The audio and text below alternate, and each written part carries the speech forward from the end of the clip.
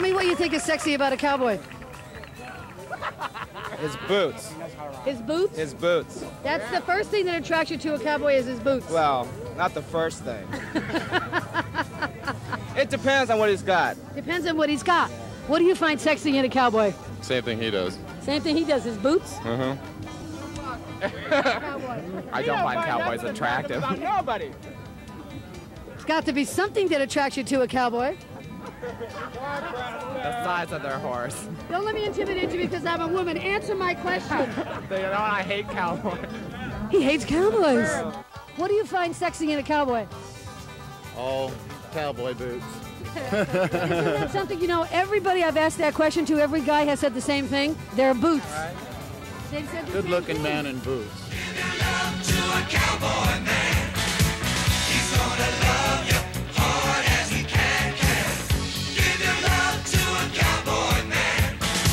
He's gonna love you hard as he can. The sergeant at arms had masculine charms. He could keep all the ladies. I'm sitting here with Dr. Walter Williams, who is a leading gay studies scholar, author of the recent book, The Spirit and the Flesh, Sexual Diversity in American Indian Culture, president of the International Gay and Lesbian Archives, and you are a professor at the University of Southern California. I think what we should do first, Walter, is tell these people what this book is about. Okay, well, it's about, in traditional American Indian cultures, people that we would refer to as gay people were considered, they weren't defined on their sexual behavior, their sexuality, they were considered in terms of their spiritual gifts. And they were seen to be especially spiritual people, and so they were central to the whole religious system. They were seen as healers, as shamans, as religious leaders.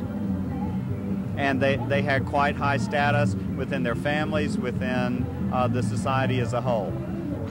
In other words, Walter, the gay Indian was not considered to be an outcast of the Indian culture. Far from being an outcast, they were central to the whole society. People looked up to them, would go to them when they needed spiritual help, would try to ask for their guidance. They consider them to be very spiritual. Oh yes, they're extremely spiritual people. When I was living on, part of my research, I was living on the Lakota reservation in South Dakota, and I must say the main Bradash that I lived with and followed on daily life was the most spiritual person I've ever met in my entire life. His whole life was permeated with spirituality. Now tell me something about the gay American Indian today. Are there many of them? There is an organization based in San Francisco called Gay American Indians, and in my book I have a chapter on that organization, and it's several hundred members from many different tribes, and they live both in San Francisco and in different places around the country. Now the most exciting thing I imagine that has happened to you is that your book has been nominated for a Pulitzer Prize. Yes, I'm very pleased Isn't that about wonderful? that. Yes. You put, I don't know if there's ever been a gay studies type book before that's been nominated for a Pulitzer Prize. When did you write this book? First.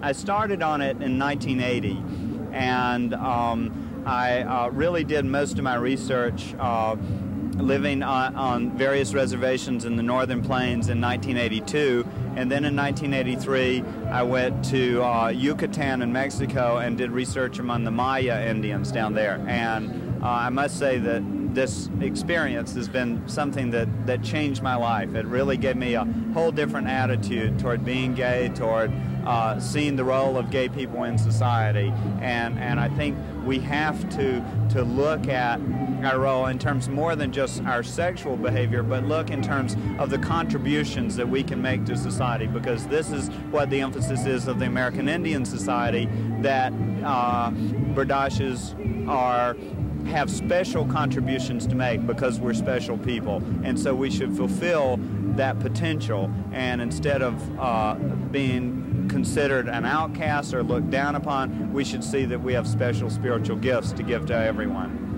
It's wonderful, wonderful.